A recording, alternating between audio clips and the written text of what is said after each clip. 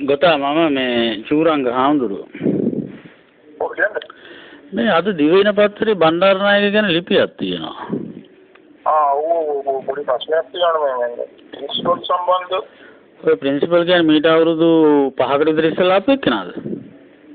නෑ. ඊට පස්සේ ආවන්නේ මේ අර කසුන් කියලා අපේ ඉස්කෝලේම මේ මල්ලි කෙනෙක්. එයා මේ කියන්නේ විදුහල්පති පරිපාලන සේවයේ නෙමෙයිද එයා? නෑ එයා ග්‍රේඩ් කොහමද දන්නේ එයා මේ ග්‍රේඩ් 1 නෙමෙයි. ඔව්. එයාගේ ග්‍රේඩ් එක මේ ගැලපෙන්නේ අපේ ඉස්කෝලේ නෝඩ අර මේ කවුරු ක්ලාසිකල් ආවද අම්මා.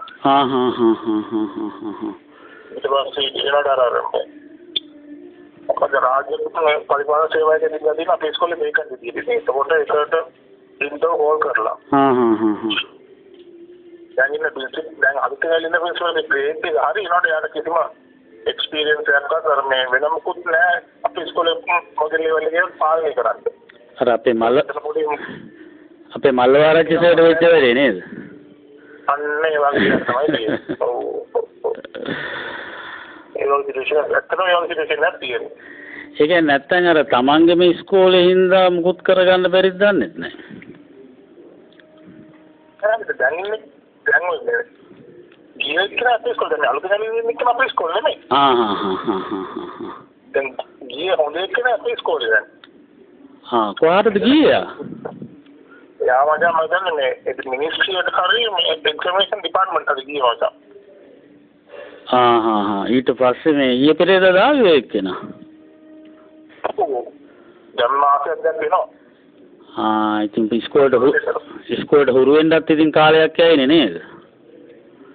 ඔව් ඒනට යාගේ පොඩි ප්‍රශ්න තියෙනවා ගොඩක් ඉතින් මේ දැන් මේ නෝබීගේ ඩිසිෂන් එක කරන් තියෙනවා අර පොඩි කාලයක් දීලා දෙනවා වැඩ කරන්න ඊට පස්සේ යතුතුන මේ නෝබීගේ බලන් ඉන්න යා වැඩ ගන්න කොහොමද ඊට පස්සේ ඉතින් මොකද ඉස්මේ ඇක්ෂන් එක ගන්න ඉතින් මේක ඇත්තටම මේ අවසරනේ කොම්පියුටර් එකේ පොඩි ප්‍රශ්නයක් තියෙනවා ඒක පාලනයක් තියෙනවා.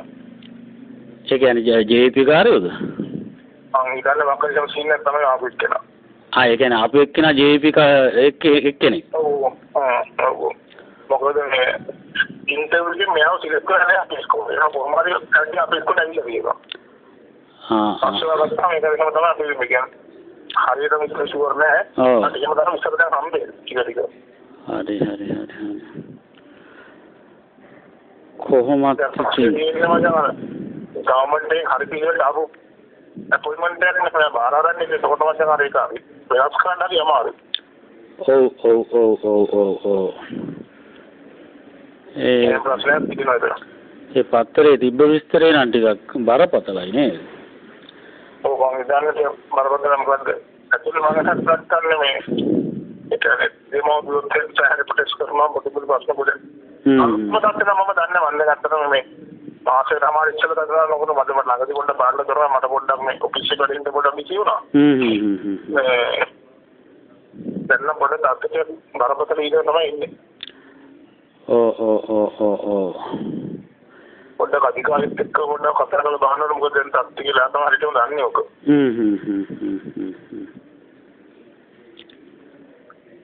හරි. එහෙනම් මම තියන්නද? ඔයාට ඔක තේරුන්නේ නැද්ද දැන් බණ්ඩාරනායකගේ සල්ලි පස්සේ මේ යනකොට ඕක කොහොම වෙයි කියලා හිතුන්නේ නැද්ද?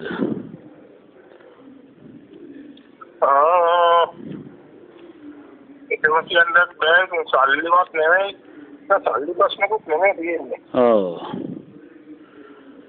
ඒක ඇත්තට සමහර ගුරුවරුන් පොඩි ප්‍රශ්න අහන්නේ තියෙනවා. කල්ලි වාදයේද? අන්නේව තියෙනේකුත් තියෙනවා.